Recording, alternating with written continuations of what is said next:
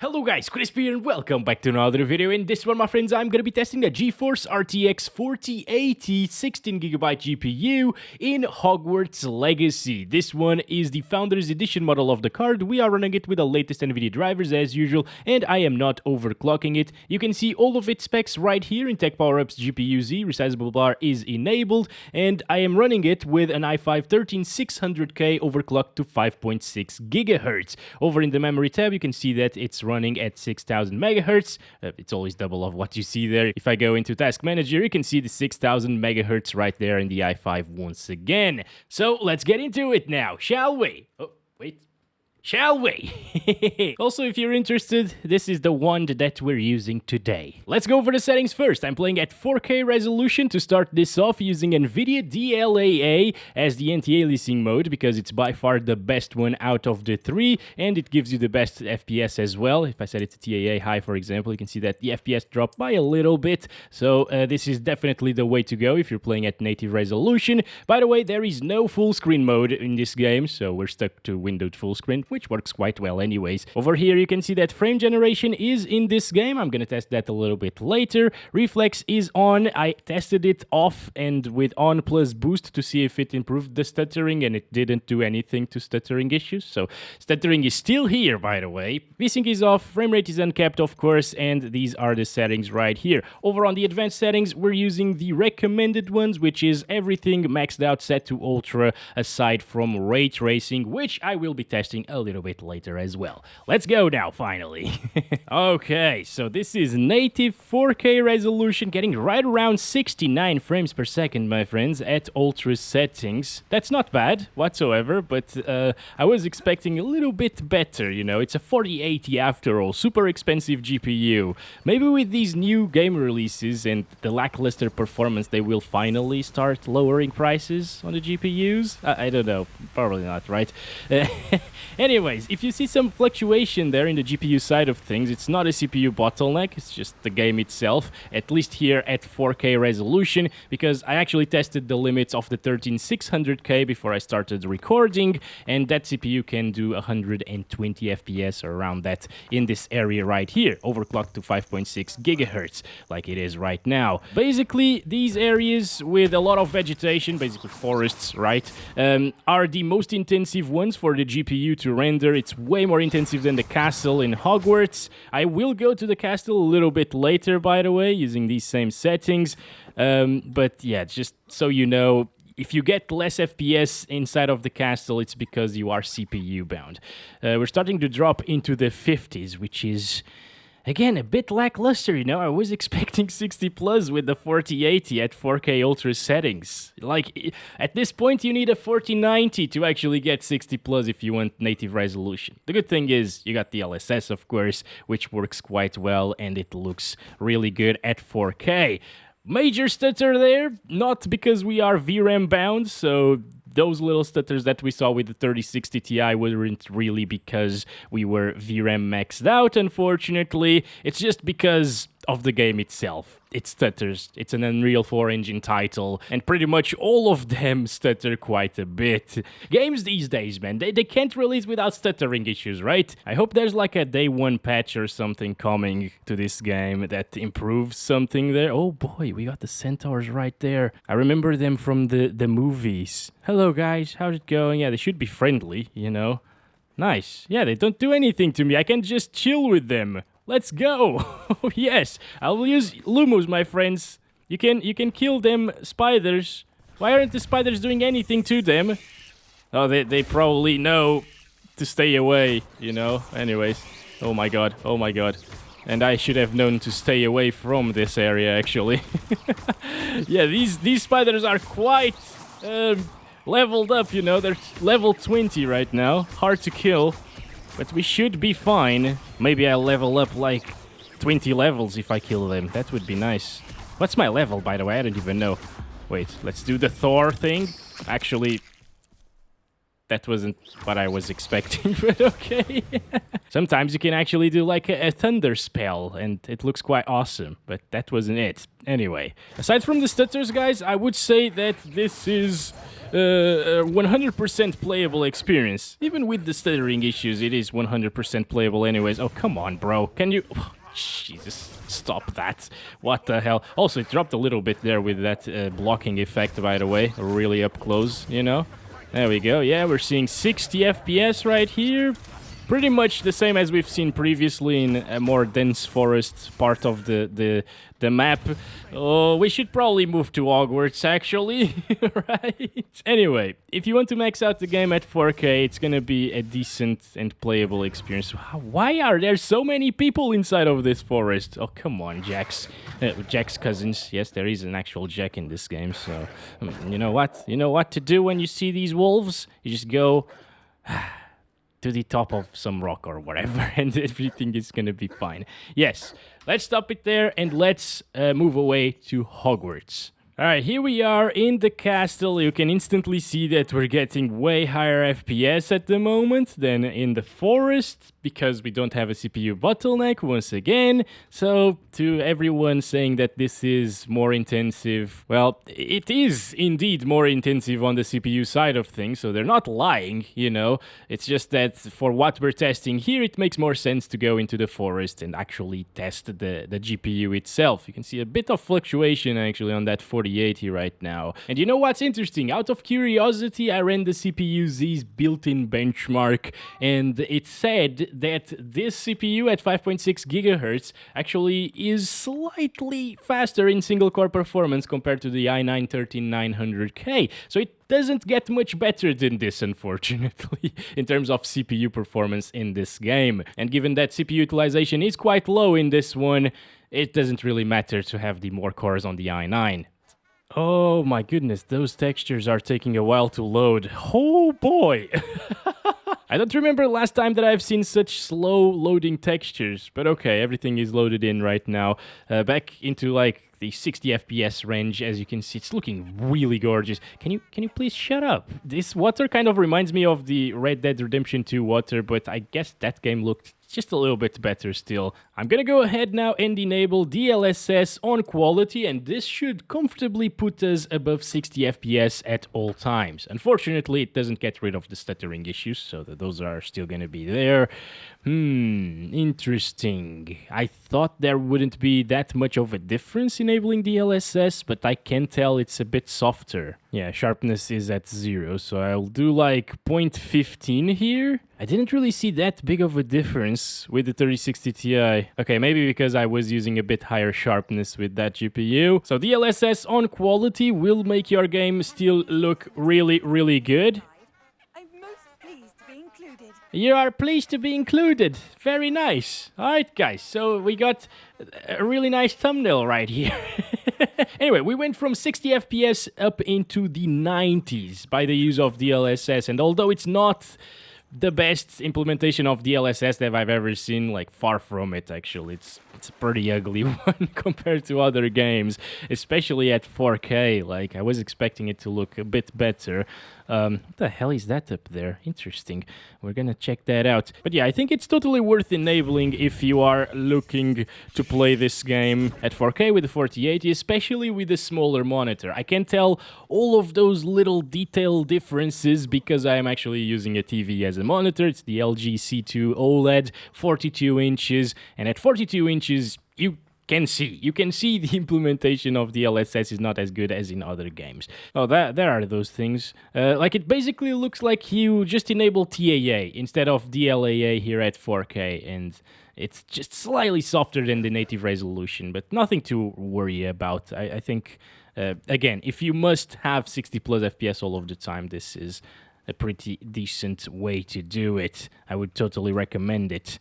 So people are just having fun over here with their wands. Why do you need to use wands for that? That's weird. Like, okay. We have these things in real life, you know. You don't need wands to use them. I guess it's maybe easier just to cast a spell and use the thing. Also, some of the textures aren't really that good even on ultra settings, as you can see, and even with plenty of VRAM. It's only utilizing 10 gigabytes at the moment, so the 16 gigs on the 4080 are definitely enough, as will be the 12 gigs on the 4070 Ti and 3080 Ti, which I will also test in this game. Yeah, basically now I got nothing to complain about aside from those little pesky stutters that happen every once in a while. You can see them in the frame time graph, but those aren't gonna go anywhere anyway, so you should just forget that they're there and play the game and have a bit of fun, or maybe just don't buy the game because of that. But I guess that won't do you any good, because every single game these days comes out with stuttering issues. So yeah, if you want to play them, you gotta put up with that crap. Let's stop it there though for DLSS. That's really, really good. Again, the Hogwarts Castle is more CPU intensive, so I'm not gonna go there. We'd probably be CPU bound at around like 90 frames per second or so, and end up seeing around the same FPS. What I'm gonna do now is enable frame generation. I just want to see how it looks and how many frames it can actually generate for us. So here we go, and wow, at least on a static scene it looks really good. The grass is moving because of the wind. I can tell a little bit of softness there while it's moving, but no worries. Wow. And the good thing is, since we were getting like 90 frames per second previously on average, the input lag is basically the same as you'd get with the 90 FPS, but the smoothness factor is much improved, actually. Wow. And I'm not really seeing much of an issue here. You guys probably can tell on YouTube because the compression will wreck everything in this game with a lot of vegetation and stuff. But maybe there is a little bit, just a tiny bit ghosting effect or smoothness effect, softness. I don't know how to explain it, but it's not that bad. Actually, it's not bad at all, I would say. Still pretty enjoyable like this. It might be worth enabling this, guys. I'm also not seeing as much stuttering here, because the 1% lows are at 97 at the moment. Way better than the 60 FPS 1% lows that we were getting previously. This is really impressive, guys. Okay, I like this experience. Hello, Jack. How's it going? Let's just pet him once again. Shouldn't you move out of the rain, actually? Like, cats don't like rain. Also, my hair, it's a little bit fuzzy now with all of these upscaling technologies enabled, but if you aren't really pixel peeping, it's fine. I'm really impressed at the implementation of frame generation in this game. In some other games, like, for example, F122, it looks terrible. I wouldn't really utilize it in F122, but in this game, if you have a 40 series card, it might be very well worth it. Single stutter right there. It's the first one that we've seen here using FG, by the way. Harry, everything is all right. He's not Harry, actually. He's El Crispo. That's his name. All right, let's go down here. There we go. Good stuff, good stuff. It's all good, it's all good. We only lost a little bit of HP there. I just wanted to check out a little bit more dense of a forest area with more bushes and stuff. This is it, I guess. And also, frame generation is amazing because it gets rid of CPU bottlenecks.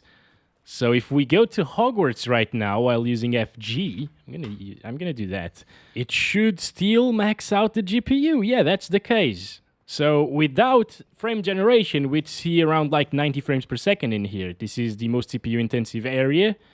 And now we're seeing 95% GPU usage, or 97, with 130s and 140s. And it looks even better here without all of that grass around you. I wouldn't really be able to tell that this wasn't native resolution. Let me just disable FG real quick so you guys can see what kind of FPS you can expect with DLSS without FG. Again, yeah, dropping into the 90s, a little bit more stuttering, and around 110 frames per second with a little bit lower GPU utilization because, again, we are CPU bound in this scenario. That's amazing. Okay, now I want to test it a bit at 1440p using DLAA, and everything else still the same. Ultra settings, no ray tracing at the moment. And a lot of people are actually buying the 4080, 4070 Ti, and even 1490 for 1440p gaming. Not so much at 1080p. Like, it makes absolutely zero sense to buy one of these cards for 1080p gaming. So don't do it, please. I'm not going to test 1080p because of it, unless RT performance is terrible. But yeah, since there are tons of people who buy sorry, again, this wasn't the door that I wanted to open. Since there are tons of people that want to play at 1440p with this card, I want to test it out for a little bit with DLSS stuff and frame generation and everything else. So again, we are CPU bound. Tons of stuttering right here because it's loading this area for the first time. And yeah, it's just a little bit of a mess, you know. It's not GPU bound whatsoever, so let's get to a GPU bound scenario now. Here we are once again near the Forbidden Forest with all of those trumpet little flowers. Oh yes, and now we're getting 100 FPS once again, around that, 90 to 100. Still CPU bound, GPU is still not maxed out, so we're seeing a CPU bottleneck at 1440p ultra settings with the 13600K at 5.6 GHz, which should perform very close to the top-of-the-line CPUs from Intel and AMD at the same time. Also with DDR5, you know. So yeah, this is a little bit lackluster performance once again, and I would love to have seen better CPU optimization. Still stutters a lot here. That means that with DLSS and at 1080p as well, it would get exactly the same performance as this. So this isn't really a good GPU test anymore. I was expecting a bit better performance. Once again, even though we're not maxing it out, it's close to being maxed out, so we wouldn't really gain a ton of more FPS if we had 100% GPU utilization here. So yeah, I guess what you need to do is play with a little bit of frame generation at 1440p, and that should do it. And in this game, to enable it, you actually need to enable DLSS at the same time. There are a few games where you don't need DLSS to use frame generation. You can use it over native res, but yeah, not in this one. Let's try it with like 15 over here, sharpness, FG on, and this should remove the CPU bottleneck, right? Or close to it at least. Oh yes, okay.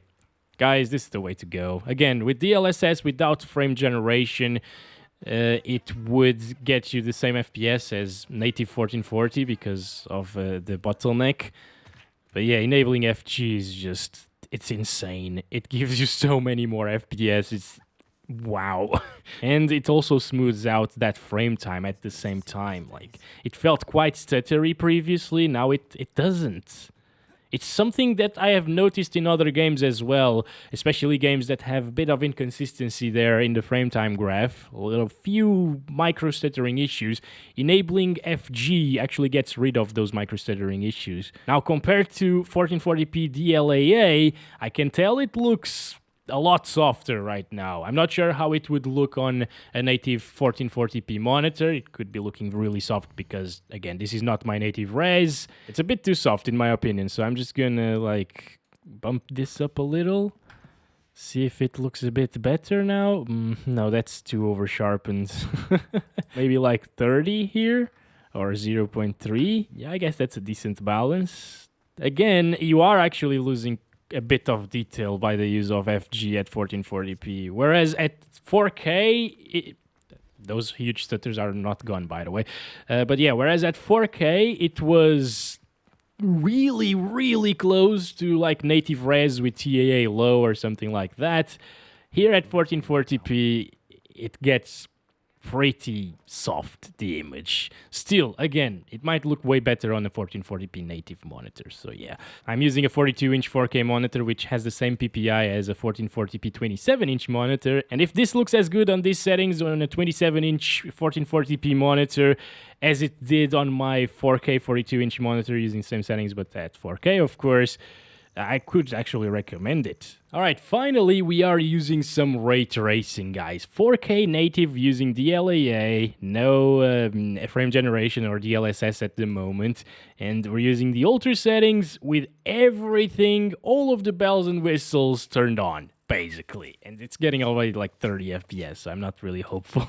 Actually, I'm impressed to see these FPS, because indoors, in that like lobby area, whatever, it was getting 30 FPS, really close to 30, and now it's, oh boy, it's dropping so much. Oh my god, oh my god. Yeah, look at that frame time, by the way, that is absolutely terrible.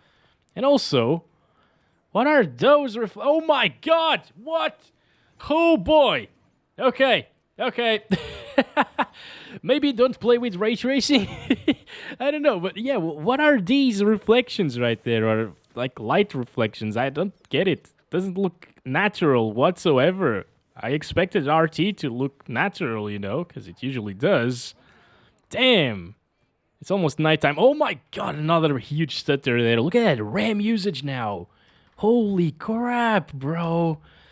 This is not good. This is not good whatsoever. I'm gonna wait until daytime because it's more beautiful. Ah, there's Jack. Ah, very beautiful Jack. This one, look at him. Look at what he did to that awesome looking skin. I wish the cats had fur, actually. Like, they look pretty weird. It's maxed out settings. Why don't the cats have fur? I'm gonna go to Hogwarts, actually, just to check it out there. Okay, it isn't more intensive. Interesting. Ooh, nice. I don't think we saw those reflections previously. Yeah, pretty sure they weren't there without ray tracing. But you know, if a 4080 is struggling this much with RT, I wouldn't really consider it with anything lower end than a 4080. Or even with the 4080 itself, like this is not really acceptable performance with all of this stutter. It's terrible. That's why I didn't test it with the RTX 3060 Ti. There's just no point, okay? I'm gonna see it with DLSS on quality first, without frame generation. Let me just get it like to 0.15 sharpness or whatever, yeah? And... alright, getting 60 now. That's way better, but it's still dropping into the 50s. Stuttering a bit less. That frame time isn't as terrible as it was before, but it's still not perfect. It's far from it. There's still a ton of micro stuttering issues. I'm not sure if you can tell, like, in the actual video. Yeah, like, that was a huge stutter right there, but sometimes you can see slight frame skips. It's what looks like frame skips. Those are actually stutters, of course. Alright, hello Jack, how's it going again? I love the fact that there are so many Jacks around. I don't really love the fact that he clips into my pants sometimes. So anyway, inside, oh my goodness, yeah, this is completely unplayable like this. And look at the GPU utilization, it's actually CPU bound at this moment. But it's CPU bound with 20% CPU usage. It's stupid. This game is not optimized towards the CPU whatsoever. Alright, let's try frame generation on, because, well, that should remove the CPU bottleneck, hopefully. If you want to play this game with ray tracing enabled, you will need a 40 series GPU with frame generation to remove those stuttering issues. They're still there, but they're way, way less noticeable now. And it is above 60 FPS. That looks weird. What is that? What? Like, is ray tracing even working properly at this point? I'm really not sure. Like, these reflections, I'm all for them. Like, those look really great, but some of the objects are so weird. They shouldn't be reflective, or like the other glass that we've seen in Hogsmeade. It was just weird, you know? Anyways, guys, this is probably it for this resolution. This guy is bugging out as well. What the hell? Well, magicians. He's moonwalking, but forwards. Yeah, very impressive. Stutters is back. Oh my god! What the hell, dude? Okay. Last resolution of the video, my friends. 1440p using DLAA, using ultra settings with ray tracing enabled. This is native res first. And I'm just curious to see the VRAM utilization at this point, and if it stutters as much as it did at 4K. Because, you know, I don't think a lot of people are buying a 4080 to play games like this at 1440p with 60 FPS. What the hell, man? If you don't use the DLSS frame generation, it runs like crap, basically, with ray tracing, no matter what, even at 1440p. This game is broken. I'm sorry, like, a lot of people think this is actually well optimized, and it is for the first half hour of the game. It doesn't stutter whatsoever, it's buttery smooth, but this is terrible. Like, now it's not too terrible, but whenever you load in new areas with a lot of NPCs, it is very terrible. Alright, VRAM usage is at 12 gigabytes already, by the way. It's going up still. And I want to test it with DLSS frame generation. Again, DLSS without frame generation would get exactly the same FPS as we've seen, and with frame generation we should use it at 0.3 as I saw previously. It looks a little bit better. Finally, this is it. Okay, 160. Oh my goodness, we went from below 60 FPS to 140 plus basically.